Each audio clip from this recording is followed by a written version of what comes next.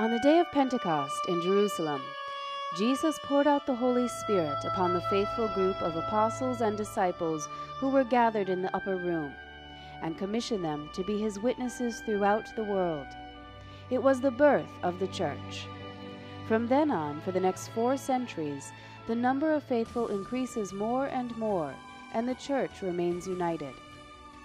But in the wake of the ecumenical councils of Ephesus in 431 and Chalcedon in 451 on the dual nature of Christ, human and divine, the Church is divided, giving rise to various schismatic churches. The native Church of Jerusalem remains faithful to the doctrine of the Christological councils. In 451, the Diocese of Jerusalem, the oldest of the Catholic Church, is elevated to the level of patriarchate.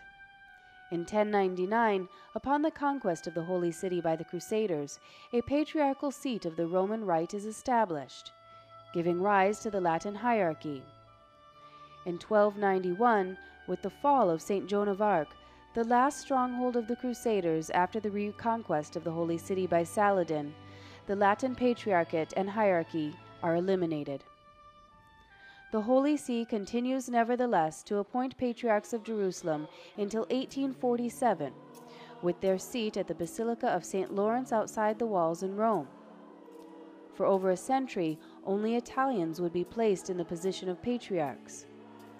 It was not until 1987 when the first Palestinian Arab, Archbishop Michel Sabah, was appointed patriarch. His successor, Archbishop Fouad Toual, the current patriarch appointed in 2008, is an Arab born in Jordan. During the absence of Latin patriarchs, the Franciscans were responsible for the religious services of the Catholic faithful. In 1336, 12 friars settled in Jerusalem at the Upper Room and the Holy Sepulchre, and were given the right to celebrate there. A few years later, in 1342, Pope Clement VI ratified their legal position, thus establishing the custos of the Holy Land. Currently, 300 Franciscans, helped by 100 other religious congregations, are serving in the main shrines of salvation, including the Basilica of the Holy Sepulchre in Jerusalem, the Basilica of the Nativity in Bethlehem, and the Church of the Annunciation in Nazareth. The local Roman Catholics are called Latin in colloquial language because of the liturgical language which has been used throughout the course of history.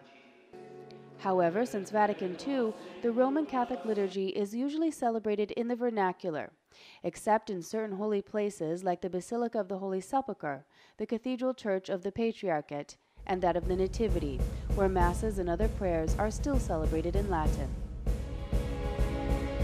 Today, the Holy Land counts about 44,000 Catholics of Latin Rite, which have joined the 35,000 faithful in Jordan.